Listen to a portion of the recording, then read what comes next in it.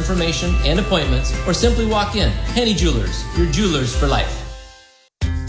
At Columbia Gas, our crews are hard at work replacing thousands of miles of aging pipeline. Our new pipes are made to last, and their vibrant yellow color is quite appropriate because we're using them to build a brighter energy future. One where we'll be able to deliver the warmth of natural gas to your home more safely and reliably than ever, while leaving a smaller carbon footprint. Columbia Gas, forward-thinking energy.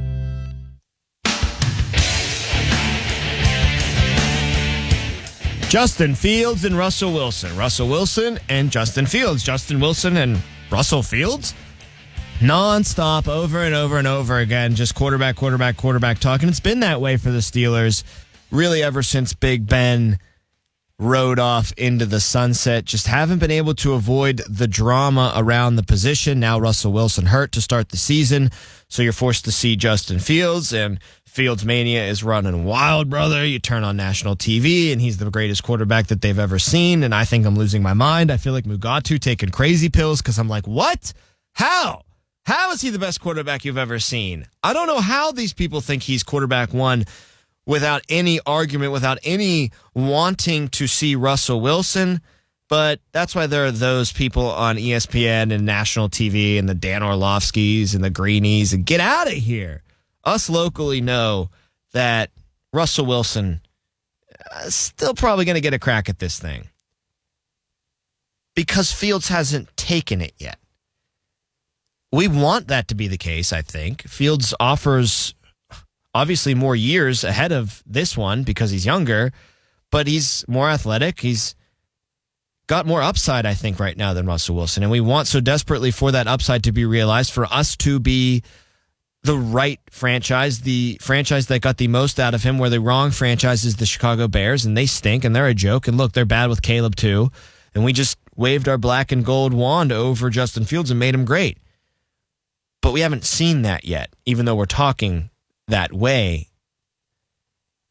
The only way you see him be the future, the only way that you can give me performance that will make me open this mic on Tuesday on the Steelers Standard and say, give me Fields at Indy, and let's just keep riding this guy, is letting him be Fields. Let him run the ball. He's going to have to if you want to win, and win in a way that you can realistically talk about your quarterback being the reason why you won and not just the reason why you lost. Because that's what they're doing with Fields right now.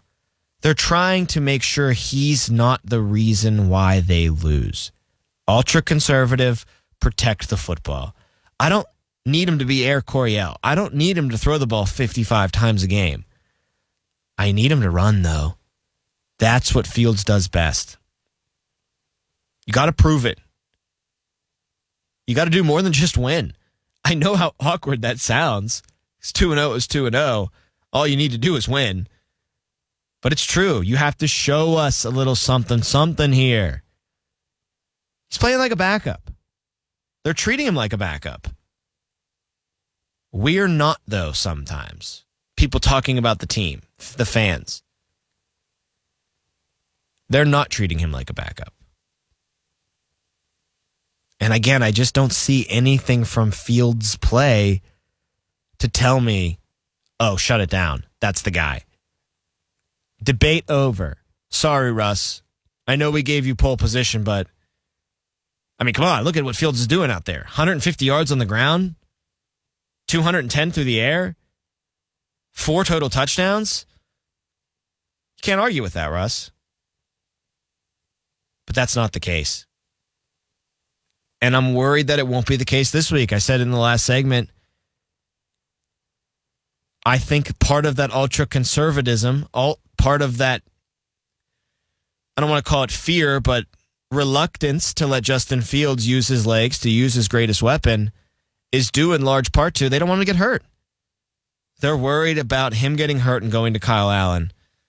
So I think Russ will be emergency quarterback 3 again this week, and you'll try to protect Justin Fields again. So you won't see design runs, quarterback powers, quarterback sweeps. play actions to Naj or Jalen taking it around the opposite tackle. Don't think you'll see that. You're going to have to, though. Sooner rather than later. A true QB1, a true franchise quarterback, a guy that can win against anybody in this league, like someone like Dan Orlovsky has proclaimed a couple times this week on ESPN. This offense with Fields can beat anybody in the league. Got to see some evidence of that first. Got to see points. Got to see statistics. Got to see yards. Have to see more than just, hey, we didn't turn the ball over. Isn't that great? That is great. And that's how you win to a certain extent, to a certain point. Once you get to that playoffs, we all know how that movie ends. We've seen it for the past damn 4 years, I feel like. And so far, Justin Fields has not shown us the ability to get the ball in the end zone, to score in the mid-20s, to quite honestly be an offense, be the quarterback that can compete with some of these bigger dogs in the NFL, the Chiefs. And maybe this is a bigger dog this week, too. I think it's still early to tell, but they're playing good football early, and they got a stud at quarterback who is banged up. But again, I think he's going to be able to score some points for this team. I think the Chargers are going to be able to score some points in this game. Can Fields respond? Can he put together a performance that actually warrants the talk on Monday, on Tuesday, following the game of him being QB1 and retaining that position for the time being? Justin Fields spoke with the media yesterday. That would be Thursday as I'm recording this on Friday following Steelers practice. Let's take a listen into what Steelers QB1 for Week 3 had to say with the media. Justin, the home opener this week, what's it going to be like for you coming out the tunnel with the starters in this game? It's going to be fun. Looking forward to this weekend and, playing the Chargers. It's going to be a good matchup. Great team over there, so excited for it.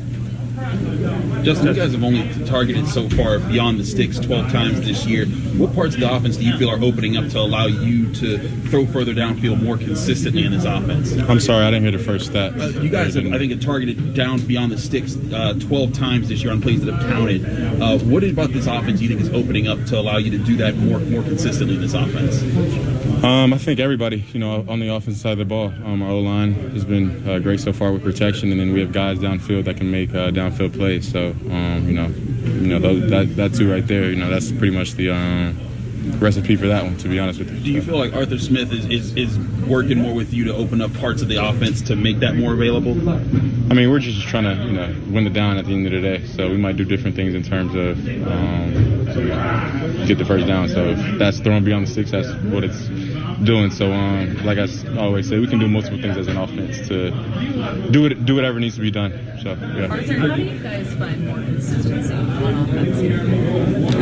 I just think we just fix the details. I mean, I think the big picture, I think everybody's been great, but in just terms of, mistakes, penalties, and stuff like that, I think if we eliminate those, then, we'll definitely get the ball rolling. Talking with Arthur, he mentioned your pocket presence and that you were hanging in the pocket a little bit more comfortably as the game went on. How do you feel like you were managing the pocket throughout the game, and what's your comfortability from week 1 to week 2? Biggest thing is I wasn't, really trying to take any negative plays.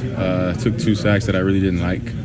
So got to work on that component. But, biggest thing is staying on schedule first and second down and, making it third and manageable when we do get to that third down. So you never want to be 3rd and 11 plus where, defense can just sit back and get the 4-man rush going and kind of tee off. So definitely want to stay on schedule for sure. Justin, Mike Tomlin said that there was a point in the game where he came up to you and asked you to challenge the offense. I'm curious, he was saying he wanted you to do that in your own voice. What is your style? How did you try to convey that message to the offense? If I'm being honest with you, I don't know how to explain my style. I guess it's unique. It's my style. So, just talking to the guys, just telling them to lock in and stuff like that, and really just stick the dagger in them and finish them. I think on that last drive where we had that snap, mishandle or whatever, and Jalen kind of caught it. I think that third down, we would have easily converted that, and then, who knows what would have happened the rest of that drive. We either, scored a touchdown or at least got a field goal. So, just, locking in each and every play and being detailed on each and every play because, in this game, in this league, you don't know what play in the game is going to have, a big effect on the game. So just making sure, we lock in each and every play. Justin, what happened on that snap? We were supposed to go on 2, but the left guard and Zach, they saw the play clock going down, so they snapped it a little bit early, and I wasn't ready for the snap. Coach Tomlin was asked about the high volume rush attempts through the NFL right now in that regard. He said, some circumstantial and environmental things maybe contributed to that. A lot of you guys are new, rode twice, playing at altitude, things of that sort. Is there reason to believe that maybe you'll get a little bit more pass oriented or open things up a touch now that you're playing at home? I don't think where we play has a effect. I think who we play does. At the end of the day, we have 2 great running backs on our side of the ball and a great, O-lineman. And I do know with play action pass and misdirection pass, if you can get the run game going, that's what opens it up. So, like I always say, I'm not going to necessarily give away the game plan and tell y'all what we're going to do Sunday, but at the end of the day, I think, all of our games, it starts in the trenches. It starts with the O-lineman, the big guys up front. So if they can get going, then we all go. But, nothing gets going without those guys up front for sure. Were you guys able to identify anything after halftime and kind of why the offense slowed a little bit after the way you finished it? Well, I think we were pretty good in the first half. But you're talking about after the game? Yeah, no, after halftime, why the offense kind of bogged down.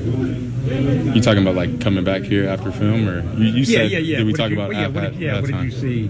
What did you see on film? I just think details. Like I said before, we were just shooting ourselves in the foot. So if we don't do that, if we stay locked in each and every play like I explained before, then we'll be fine. We'll get this thing rolling. So just detailed and staying focused throughout the entirety of the game. You mentioned the big guys up front. Troy obviously has had his first start going into his second one. He'll have a big challenge with either Mac or Bosa. Just how do you feel like he's kind of stepped up to the challenge? And after watching film, how do you feel like he did in that first game? I think he did good. First game back, real live action. So I think he did great, and I'm excited to see what he does this weekend versus 2 premier pass rushers. So yeah. So how much of a step up is that to go? I mean, obviously every team has NFL caliber players, but to go from that to now Bosa and Mac, just what? I just think they have 2 different styles. I think last week there were more speed rushers rushing upfield with speed, and this week probably gonna have to deal with a little bit more bull rush, and Bosa has a pretty solid spin move too as well. So just gonna have to maneuver that. But yeah. 2 games in, your teammates have both all said that they feel like the dam's about to break. Do you feel in a similar way that you guys are on the verge of being able to just put up a lot of points in the game? Yeah, I think so, and that just continues to go back to the point of we're shooting ourselves in the foot at the end of the day. Drives are not stopping because the defense is stopping us. It's stopping because we're stopping ourselves at the end of the day. So if we clean up everything, we'll be fine. Brian, 2 games in, and now with the home opener coming up, just what's it been like for you to have this kind of career reset with the new fan base, kind of new expectations to be taking a step back? I don't want to think about that so far. A little bit. I think it's definitely a blessing being here. It's kind of bittersweet when I first got here, but I was happy to come to an organization like this, and I couldn't even be more happier now. So I'm just glad I get the opportunity to go out there Sunday and lead my teammates onto the field, and hope to come out with a win. You feel more ready for the expectations this time around with the new team than you did maybe as a rookie? What do you mean by that? Just embracing everything that comes with the quarterback position and doing it week in and week out at this level.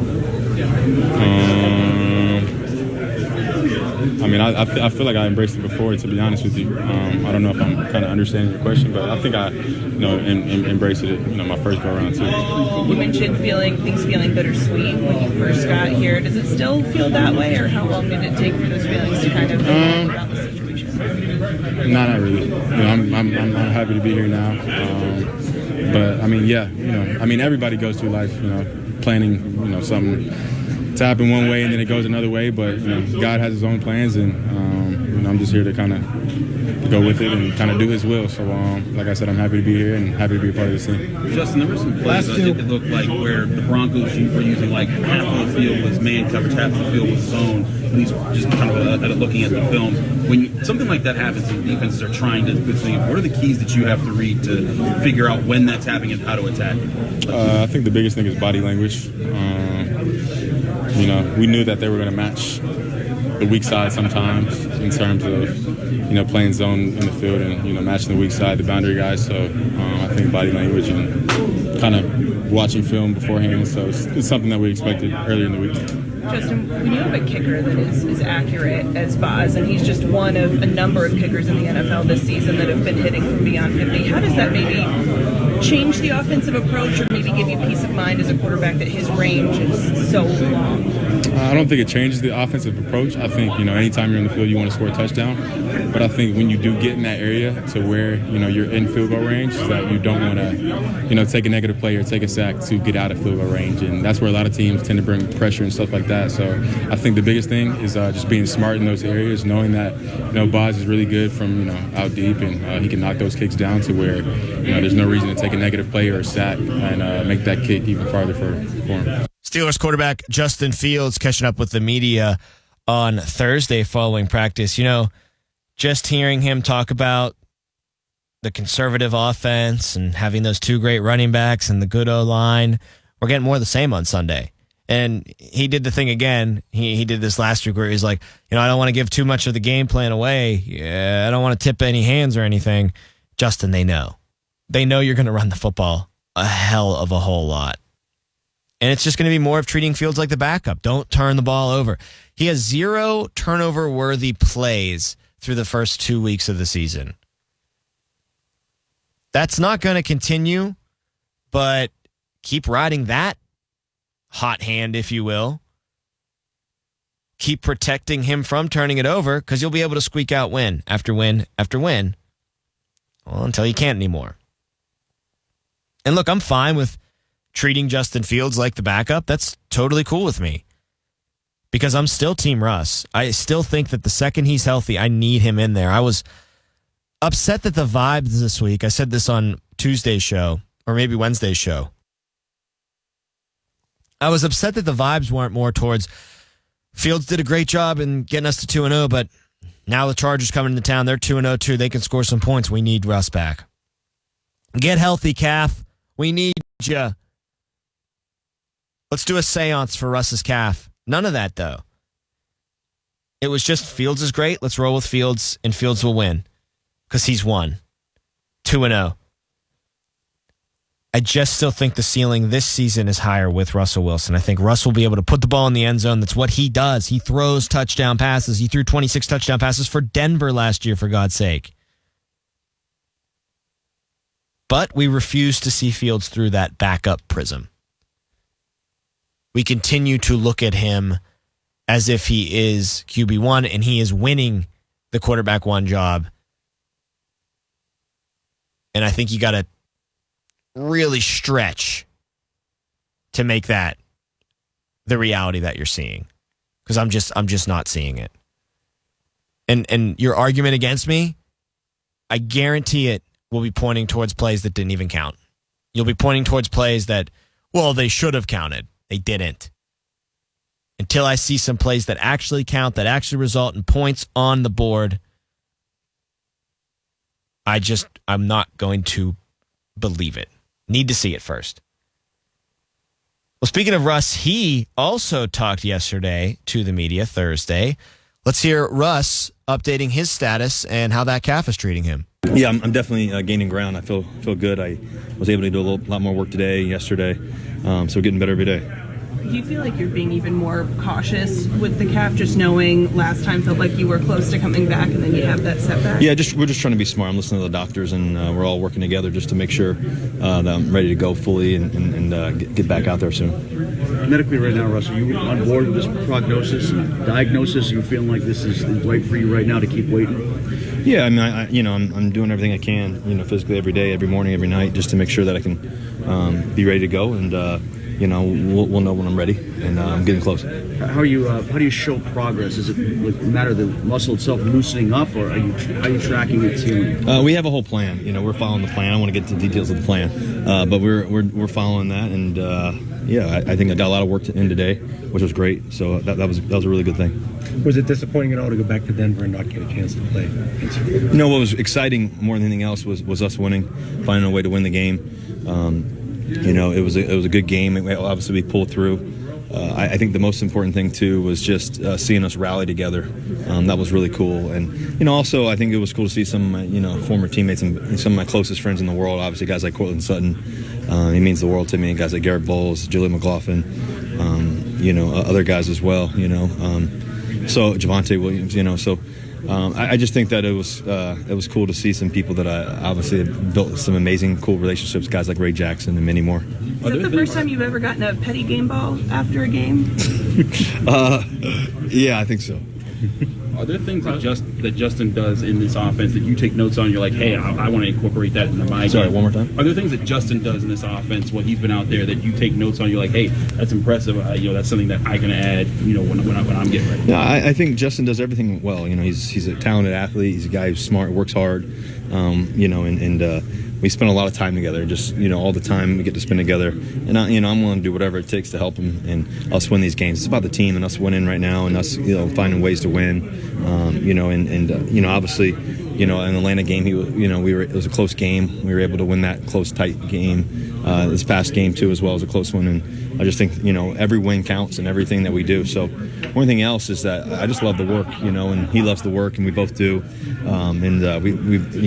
We've spent a lot of time together for sure. Russ, is there any concern that the longer you're inactive, the depth chart could change? No, I'm just focused on me every day. Just focused on me being fully healthy. I have full confidence in our football team, and that's really what really matters to me.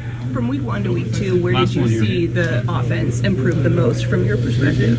Well, I thought we played a little cleaner. I thought that we did a good job of playing a little cleaner. We only had that one, snap situation. I think we had one offsides, I believe. We could have done a little bit better on some of the penalties too, but just from a pre-snap whole situation, I thought we did a good job of that. And I think, especially in a tough environment, I thought we handled it well as an offense. It was cool for us to get in the end zone. Obviously, Darnell making his first touchdown, the salute for his brother and everything else. That was cool to see, man. I remember my first touchdown throw. I threw it to Sidney Rice, and and I was telling Darnell he's got a lot more coming his way. So, in terms of touchdowns, so just when you think about it, those are the moments you cherish, and those are the moments you all do that together. And at the end of the day, to be able to win is everything. So that's the part that we all care about with the Pittsburgh Steelers. Russell Wilson saying all the right things, being the perfect professional because he just is the perfect professional. The guy's borderline Hall of Fame, knocking on the door to Canton. He might be in Canton for all I know already, but it sounds like he's trending in the right direction. Sounds like he's keeping a good attitude, remaining positive, listening to the professionals, listening to the staff, the rehab staff, down at the facility, the doctors at the facility. And things are trending in the right direction. I just wish Steelers fans, again, I'll say it. You're probably sick of me saying it. You're probably wishing I'd just go to break, and I'm going to in a second. Don't worry. I wish there was a little bit more hope that he'd be back. I wish there was a little bit more desperation that you need, Russ. Hell, maybe that desperation comes this weekend when you're going up against the LA Chargers, a team, again, that I think can score some points. I think that you might struggle with a little bit if you want to just get into this rock fight. All it takes is Herbert finishing off a drive or two, and it might be insurmountable the way that this Steelers offense is playing. Now, of course, the Steelers defense has a big say in things, and they'll be able to do a lot of heavy lifting. And I'm probably living in my fears a little bit too much with how good Justin Herbert is and how great he was against the Steelers. Granted, that was a few years ago, but still, like almost 500 total yards of offense just from Mr. Herbert himself, 3 touchdowns. So I'm nervous about it. Steelers defense is a great kryptonite, though. Steelers defense is a great antidote for an offense that might be able to score some points, especially when that quarterback is banged up. Man, as long as they can just hold the running game at bay, then I think you might be able to win ugly against this Chargers team. But if it's not this week, it's going to be the next one. Or when Dallas comes to town on Sunday Night Football, it's for sure going to be a game. You just got to open things up offensively. You got to score some points. I haven't seen him play in a Steelers uniform other than those preseason games. One bad outing, one good outing. But I just trust Russell Wilson still more than I trust Justin Fields to be able to put up some points. I've seen it in his career. I've seen that track record in his career. Team Russ still. I need to see Fields put up the stats to sway me on that. And until I do, I'm going to be firmly planted in that Russell Wilson camp. He unlocks the best version, I believe, of the 2024 Pittsburgh Steelers offense. I don't know how you could think Justin Fields does in just that short 2-game sample size in which he threw 1 touchdown pass, ran the ball okay against Atlanta, didn't really run the ball at all against Denver. For him, I should say. And the offense just didn't score. 18 points against Atlanta, 13 points against Denver. That should make you want to turn over the Russell Wilson stone. That should make you want to explore what's underneath that. But instead, I just get the sense that a lot of people are just rolling with Justin Fields. And what he's been doing so far is A-okay. And I know that this now comes off as me kind of bashing Fields, and I'm not. He's been perfect. He's been exactly what you ask of him. Don't turn the ball over. Be smart. You aren't really smart in your career in Chicago. You turn the ball over a lot. Don't do that here. And he hasn't so far. He's also getting rid of the ball quicker. That's a huge improvement so far from his big problems in Chicago. He would get sacked because he would just hold on, play patty cake. Pat the football. He's releasing the ball a lot faster this year, for the most part. You hope those bad Chicago tendencies don't creep back into his game, but they will eventually. He's not just going to be a perfect quarterback from now on. So I don't mean to sound like I'm bashing the guy. Like, he's done the job.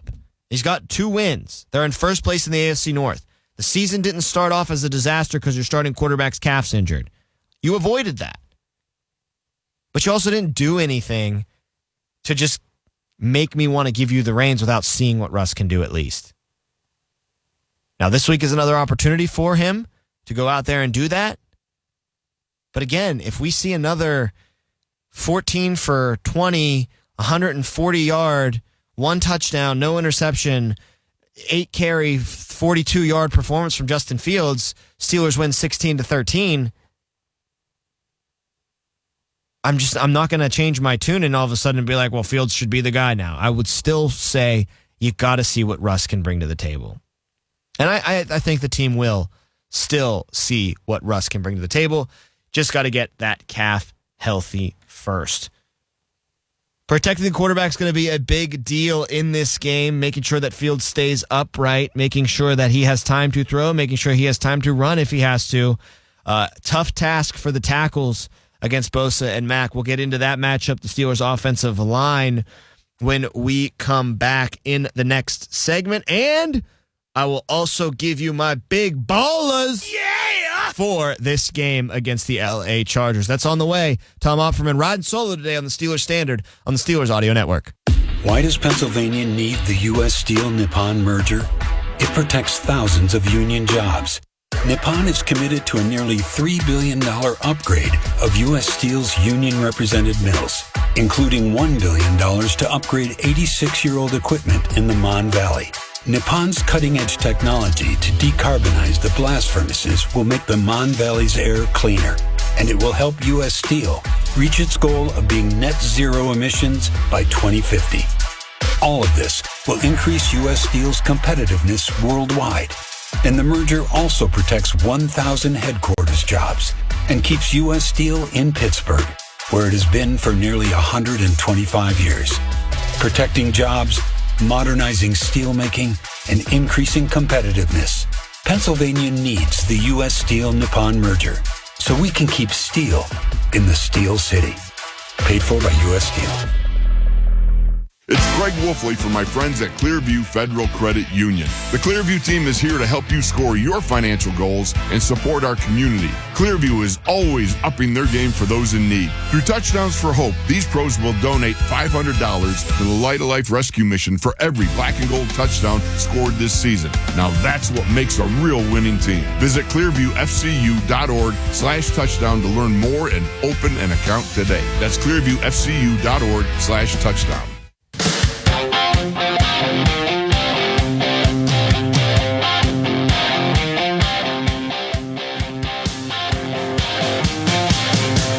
Well, the offensive line has certainly been a topic of conversation this week. Broderick Jones, of course, getting benched in the game against Denver for those 3 penalties in just one drive. Was doing a bit of a rotation thing with Troy Fautanu when it came to the offensive line, and the rotation thing only lasted that one series, and then Broderick got benched. We'll get to Broderick in a second, but it's Dan Moore, it's Troy Fautanu now as your 2 tackles, your left tackle and your right tackle. Fautanu on the right, Dan Moore. Of course, Dan Moore on the left. He can't play anywhere else but the left. Dan Moore having a good start to the season. Even PFF has been grading Dan Moore favorably to start this season. Makes me think the apocalypse is upon us, but it's been a good start. Anybody you ask says Dan Moore been bringing it this year, more so than he has in previous years. So, big test for him this week.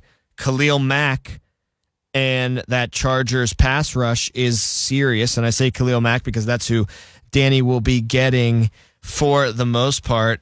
And then on the other side, you got Joey Bosa going up against Troy Fautanu. So the rookie, who by all accounts played really well in his first start as a Pittsburgh Steeler, his first start in the NFL last week against Denver, he's going to get another big test against Joey Bosa.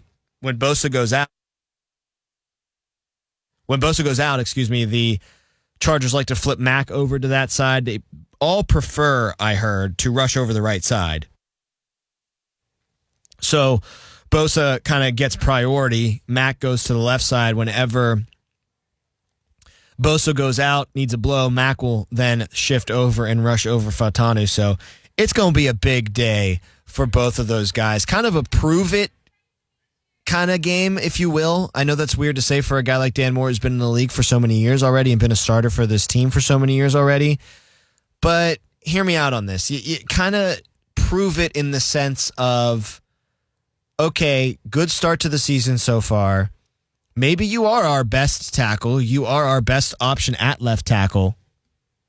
But my question is, now that you see this step up in competition with Khalil Mack, is that play going to really continue, or will you take a step back? Will you be a little bit overwhelmed by Khalil Mack and this Chargers pass rush? I hope that's not the case, but it's a big test for Dan Moore and this start to the season. Hopefully he continues that stellar level of play. And then Troy Fautanu, man, welcome to the fire, Rook. You know, Denver didn't really have the best pass rushers last week. Joey Bosa is going to be a bear to handle all game long. And for the little bit of time that it's not Joey Bosa during the game, it's Khalil Mack. So a big spotlight on the rookie Fautanu. I'm sure Arthur Smith is going to do a lot to help out probably both of these tackles. I mean, that's why you got Darnell Washington. That's why you got a guy named like Mikael Pruitt. You know, lots of tight ends that can block for Mr. Arthur Smith and his offense. So I expect to see them use a lot of helpers when it comes to neutralizing that pass rush, because that's the real problem with that Chargers defense, I think. That's the thing that I think can really break this game in the favor of the LA Chargers is that pass rush. I don't see much else defensively. I know there's name value. Derwin James is a great safety, but we'll just avoid the middle of the field, right? Remember what Arthur Smith said? Don't let Jason Bourne wreck your game. There's a few Jason Bournes out there, though. And, a couple John Wicks, too. And those pass rushers are the John Wicks. I'm worried about them above all else. They'll avoid Derwin James. They've shown me through 2 weeks they're very good at avoiding problems, at avoiding other teams' great players. So I am not too worried about them and getting around Derwin. He's a great player. He still might make a play, but those tackles holding up against those pass rushers, the offensive game plan holding up against those pass rushers, that's where the worries are at for me. And that's where I think the biggest key matchup of this game is going to be won. And that's for both sides of the ball. Biggest key matchup being the tackles versus the pass rush. Both teams boast great pass rushes. One team boasts great tackles. We like our tackles in Pittsburgh. Fautanu could be a great tackle. It's too early to tell on that. And Dan Moore, look, despite the good start, I'm not crowning him just yet. I like how Broderick Jones has been responding to his benching and the fallout this past week since being benched. Had a good expletive-laced quote in the media session Thursday in the locker room. Has said all of the right things and has since being drafted, to be honest with you, last year too, but just has a total keep my head on straight, got to do what's best for the team, be ready when my number's called mentality. And God, that is such a tough thing for a young player who has been nothing but a stud everywhere he goes to Georgia and starts for a national championship team as a baby, basically. Comes to the Steelers as a young player and starts his rookie year after a few weeks at right tackle, not his strong position, and does really well, especially against the run. To now be served that slice of humble pie and to take it like he has and wash it down with that milk like he has, it's very commendable. I think Broderick Jones has a lot brighter days ahead of him. Still a blue chip prospect in my mind, and I think that you're going to see Broderick have a big game this year at some point. They're going to need to call on him, and he is going to deliver. But this week, I know Zach Frazier is going to deliver on that offensive line. He has been a stud, just a mauler. It's exciting now on Mondays and Tuesdays to watch film breakdown of Zach Frazier, just to watch him abuse these defensive players. Need better from James Daniels on the offensive line, too. He was certainly the weakest link last week. That cannot be the case this week. Need James to step up. Before we end this hour, it's time. Get my prediction cap on. Who are going to be the big ballers for the Pittsburgh Steelers against the Los Angeles Chargers? We start with our big ballers on offense. Give me Jaylen Warren. I want Jaylen Warren as my first big baller because I think you're going to get a healthy dosage of Najee. I think that you're going to run the ball a lot. I think Fields might run the ball a decent amount in this game, but I think Jalen's going to break that big one. I think he's got a home run in him, and I think that home run comes this week. Haven't seen that burst out of Jalen so far. Maybe the hammy's bothering him. Not this week, though. Jaylen Warren with a big-time play to earn himself my big baller. Elsewhere on offense, I'm doing it again, the third straight week. I think this is just wishful thinking, but my second offensive big baller is going to be Pat Freiermuth. Need Pat to eat. Get him the ball in the middle of the field. Derwin James is there. He's probably not going to use the middle of the field. That was probably a bad big baller. But I need Pat. I need him to be more involved in the passing game. I need some big statistics from him. This 4 for 40 stuff that he's kind of getting in a rhythm with in the first two games, 4 catches, 40 yards, not good enough. Need more out of Pat Freiermuth. On the defensive side of the ball, big ballers. I got Patrick Queen.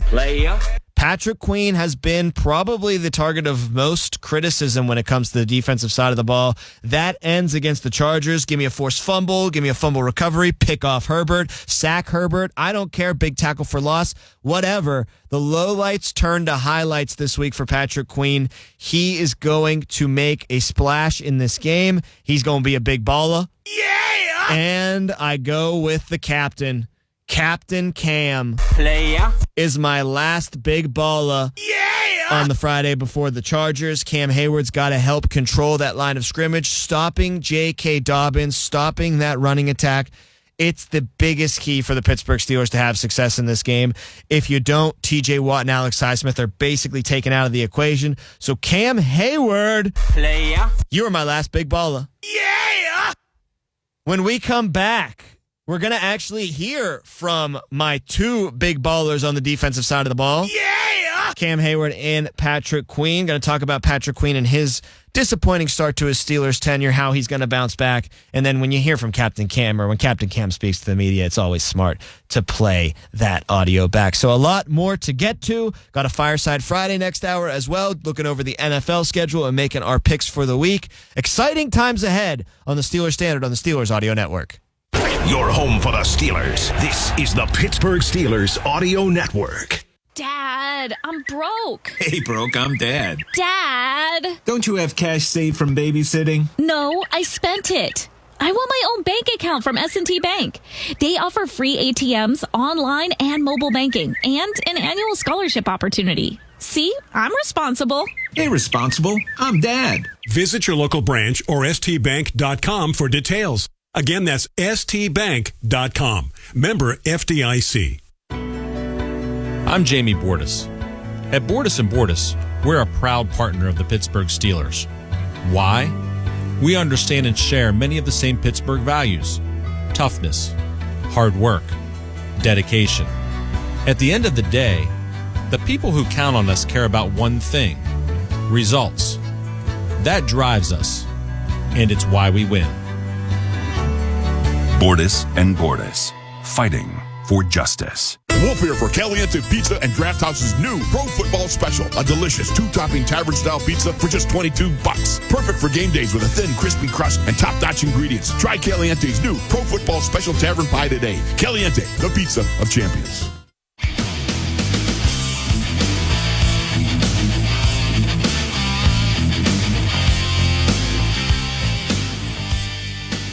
Quite a large game at Acrisure Stadium this Sunday for the Steelers home opener. 2-0 Chargers, 2-0 Steelers doing battle.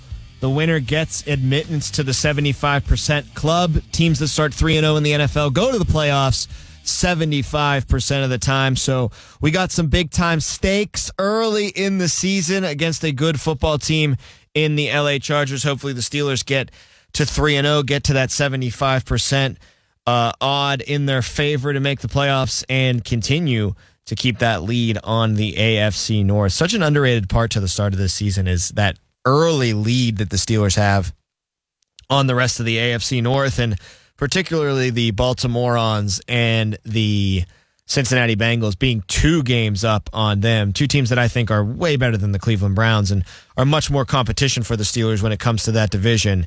You got to love the start that the Steelers are off to.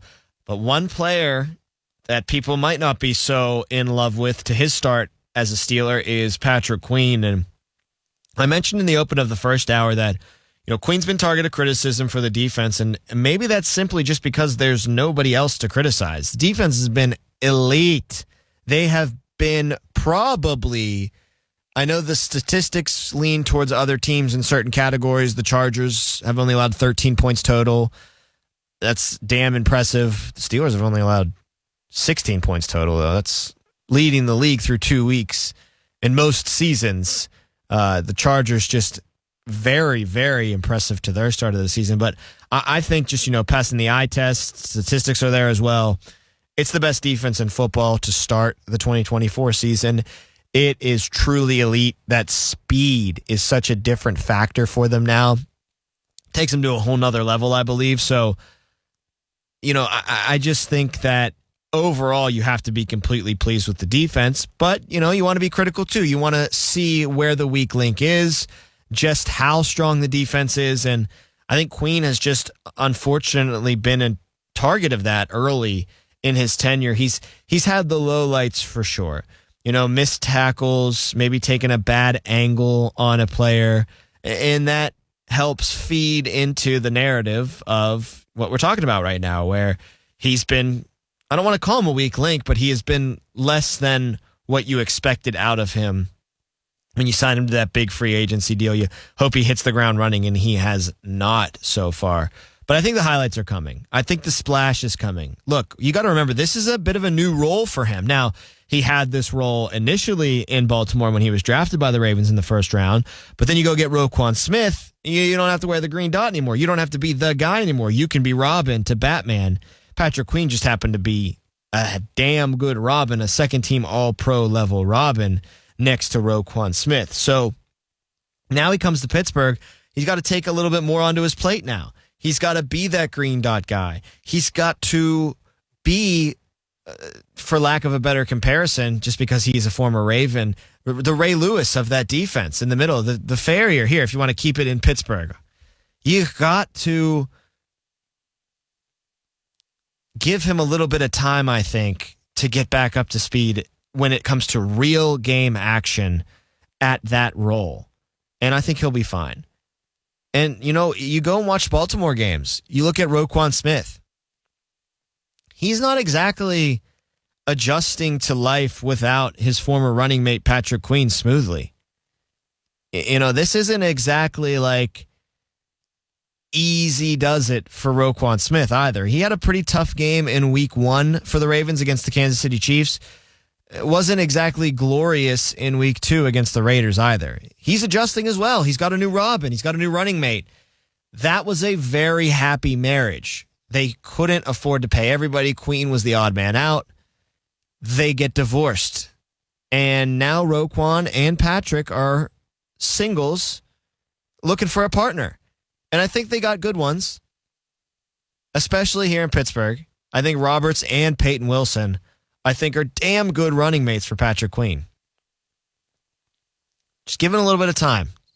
Like Roquan in Baltimore, he's adjusting to a new running mate. He's adjusting to a new inside linebacking tandem in Baltimore. Pittsburgh as well, Patrick Queen is adjusting to being the guy.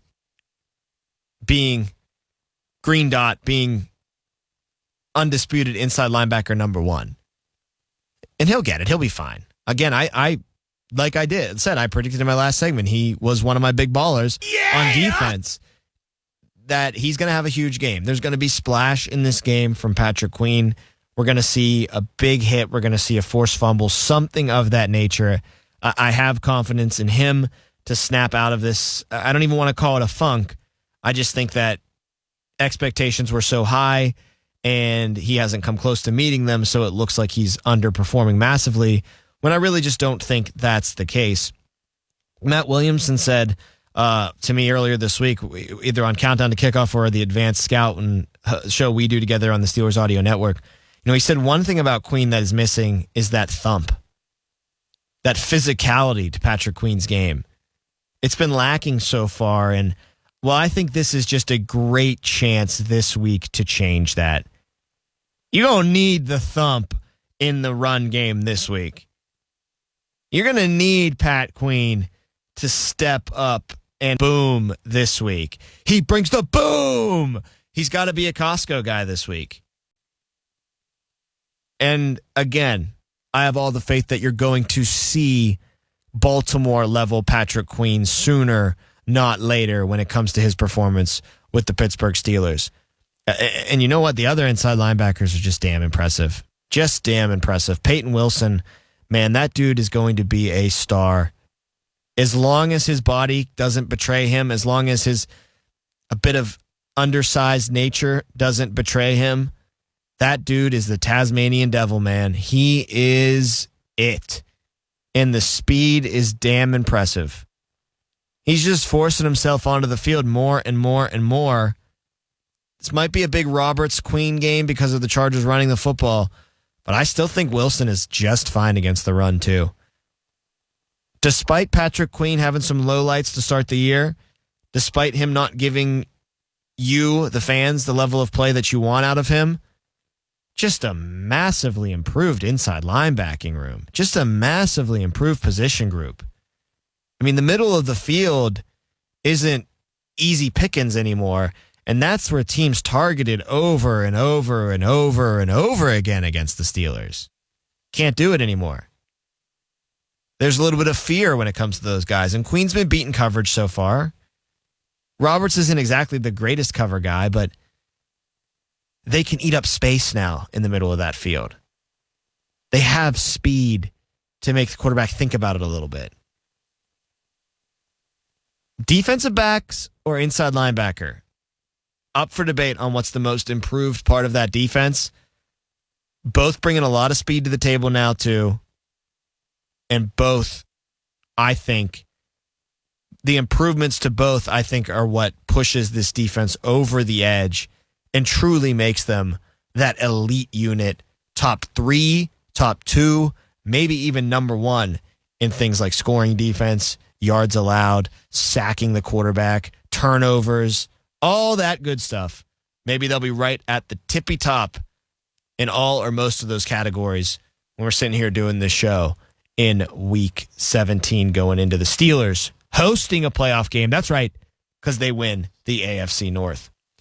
Patrick Queen spoke on Thursday. No, excuse me. Patrick Queen spoke Wednesday with the media. A lot of things to say, a lot of interesting insight to his start to the season with the Steelers. He also talks about the familiarity that he has with J.K. Dobbins, Gus Edwards being in Baltimore's backfield, being teammates with them for the past couple of seasons. Here's Patrick Queen talking with the media. Does J.K. look like your old teammate? Yeah, he definitely does. I love J.K. Still one of my best friends. Still talk to him to this day. He's just a great guy, great player, and I'm happy to see him getting back to himself. But as far as me, I want to shut that down. He's the leading rusher right now, so just being able to go out there and shut him down, give me bragging rights, and just help the team win. What makes him such a challenge?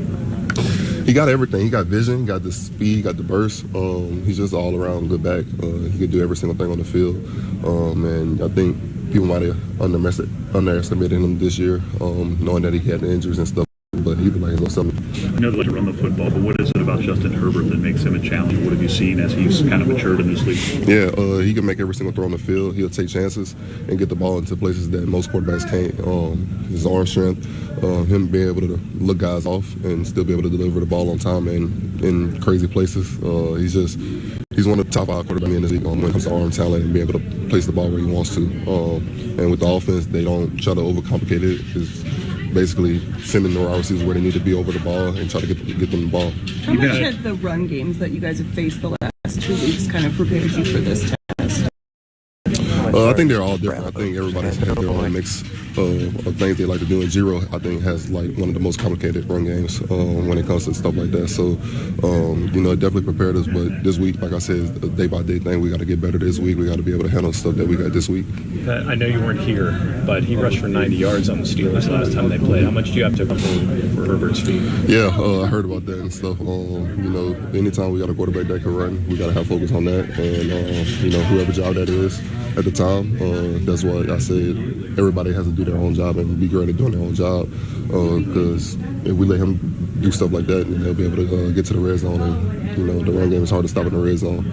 So we just got to be all on our best jobs, do what we got to do, handle Herbert, handle J.K., handle Gus, handle all those guys that they got being able to run the ball.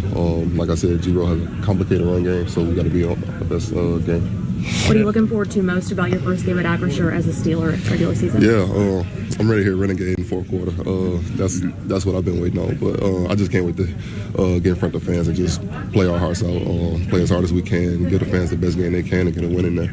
When you were on the opposite side, what did you think of when they played Renegade? Did it bother you, or did you notice it was playing? Or? First 2 times I didn't notice, and then something about it in the meeting. And I just remember he was like, we're going to be in a close game, this and that. We can get the towel in the way, we're going to feel it, we're going to make it our own song and stuff. So you definitely didn't notice the first few years until he said something about it. But just once you realize what they're doing, and it's just an electric feeling, it's an electric place. I feel like everybody has a Harbaugh story. Were you recruited by him, or did you get to know him at all when you were in high school trying to pick a college? I did not. Never got recruited by Harbs. I honestly didn't know that much about it. How have you learned about this team since joining the team and now after 2 games? Everything I expected. Hard-nosed football team, great preparation, great in-game discipline. Everybody loves to do their job and do it at a high level. I think all the guys around this locker room gel well, mesh well. You got different guys in here that like different things and could do different things well, and everybody's just taking accountability, owning up to mistakes, owning up to things that we got to do better. I think that's the biggest thing for us right now. I think you guys can improve. Everywhere. I think run game is a few little slips. I think pass game, me personally, just not trying to take people's head off every single play, trying to calm that down and get back to my old ways and stuff. I think everything can improve. Pass game, eyes, run game, hands, feet. Every single player on this team can get better at it. You feel like you're pressing a little bit, like personally, or what did you mean by that? Not pressing at all. It's just, you get in a new environment and stuff. You try to just set the tone and stuff. But I think as far as those 2 tackles, that I'm always talking about, just got to settle down, just get back to my ways. We've heard a lot about how Justin has this quiet confidence and is pretty even. How have you kind of seen that? What are some moments where you realize, like, wow, this guy really is even-keeled? Yeah, I already knew it just from watching him from afar. I always supported Justin, always wanted him to be that guy. And eventually, Chicago moved on and we got him. So just being up here close and personal, like I said, when I seen him handle it extremely well. I think the things that he's doing, taking care of the ball, just, not trying to force anything, just just being himself. If he can't see it, taking off, I think everything he's doing is extremely well right now. Steelers linebacker Patrick Queen talking to the media. Like I said, big game out of Patrick Queen. Going to have some splash out there against the Chargers. And I want to reiterate again, big Landon Roberts game as well. You're going to need the thumper against this Chargers offense. They're going to try to run the ball. They're going to try to shove it down your throat. And Landon Roberts is a good answer to that problem. He's a big-time hitter. So I expect a big Landon Roberts game. And Cam Hayward's going to be a big factor as far as stopping the run for this LA Chargers team. He's one of my big balls. Yeah! So let's hear from Cam Hayward. It speaks best on Cam Hayward with the media on Thursday. Okay, what have you liked so far about how you guys defend the run challenge for the Chargers? I think we've had good assignment football. Guys staying in their gaps. Not a lot of MAs. But then guys getting off the blocks, so it's been really good for us. And then on the edges, you see our DVs tackle them really well. But then you look at this game, presents similar challenges.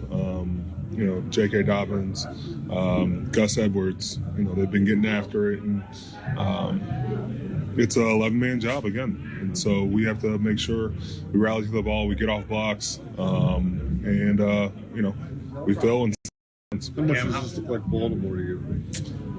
There's similarity, but besides the two running backs, it's a little different. Cam, how was Herbert able to get 90 yards rushing on you guys last time? What did you learn from that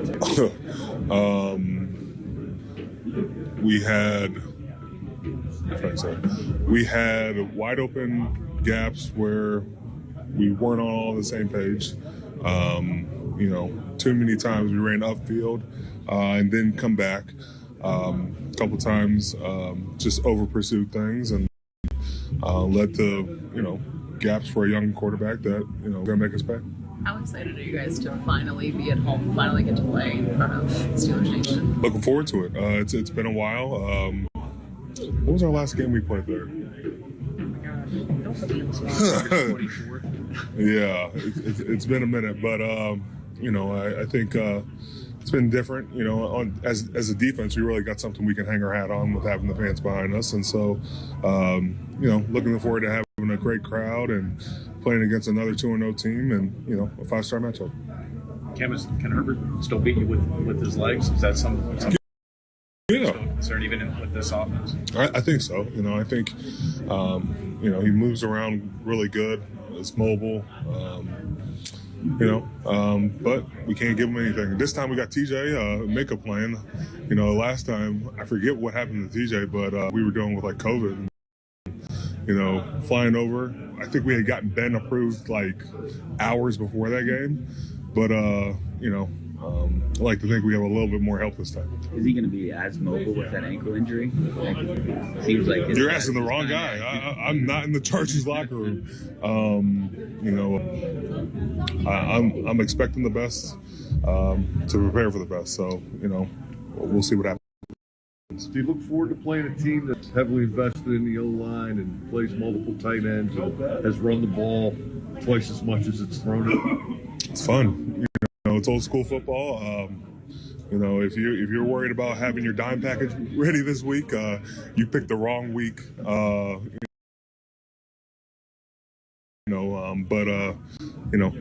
gonna have some big bodies on the field. And should be fun to get